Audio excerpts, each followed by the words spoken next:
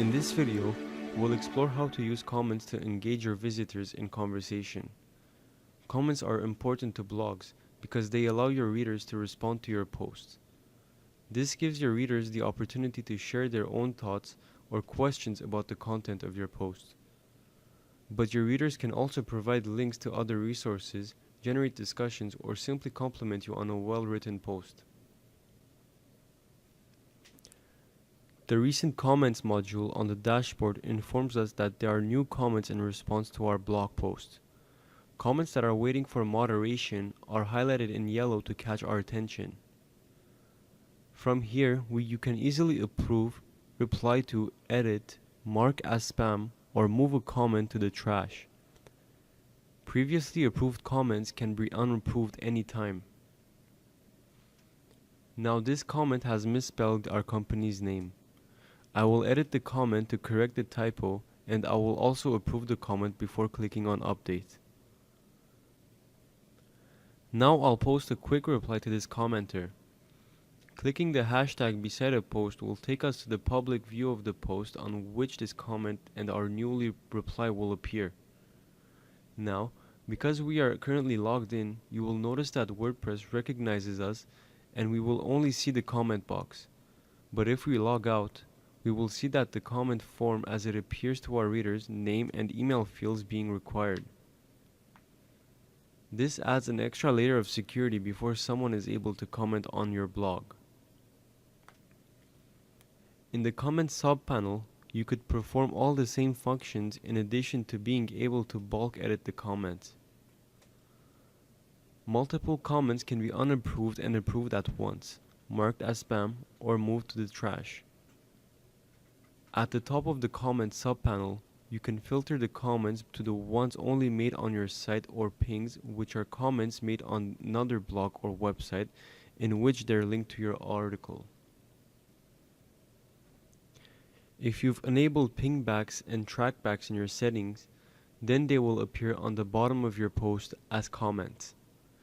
Comments can be controlled and regulated through the use of filters for language and content. They can also be queued for approval before they can be visible on your website. This is helpful for blocking comment spam, which can become a real hassle. To change these settings, visit the discussion sub-panel under settings. We just talked about pingbacks and trackbacks, which are essentially remote comments and happen whenever someone else links to your article from his or her own blog. You can choose whether you would like to send these pingbacks to other sites when you link to them, and if you would like to receive incoming pings, which will show up alongside the comments just under your post. It's a good idea to allow people to post comments on your articles by default. This is how you encourage discussion and how you create a sense of community on your website. I usually choose that the author of the content must put their name and email, but I don't require them to be registered and log in.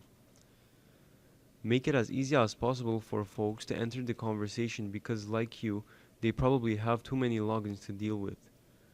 Let's not require them to register or to be logged in just to post a comment on our site.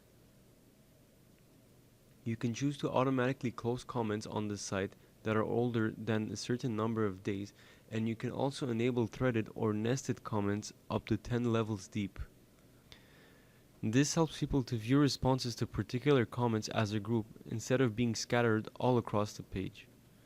If your blog becomes really popular, you may want to break up your comments in more than one page, and you can also decide to display the older comments on the top of the page or the newest comments on the top of the page. You can choose to be notified by email whenever someone posts a comment, or at least when a comment is held for moderation. And before a comment is published on your site, you can choose to have an administrator always approve the comment, or you can choose to automatically approve it when a commenter has had at least a previous comment approved. If a comment contains 2 or more links, which is a common characteristic of spam, we'll choose to hold it for manual approval. You can also choose to hold a comment for moderation if they contain any word that you enter into this field. If you would like, you can copy a list of commonly used spam words from the WordPress codex and then paste it either into this field or the comment blacklist, which works almost the same way, but the comments that contain these words will automatically be marked as spam rather than simply being held for moderation. At last, you can enable or disable avatars, which are those little icons or images that appear next to an individual's comments on your articles. You can choose a rating for these profile images and even select a default avatar to use if the commenter hasn't created his own. With these settings in place, you will be able to give your readers a meaningful two-way conversation.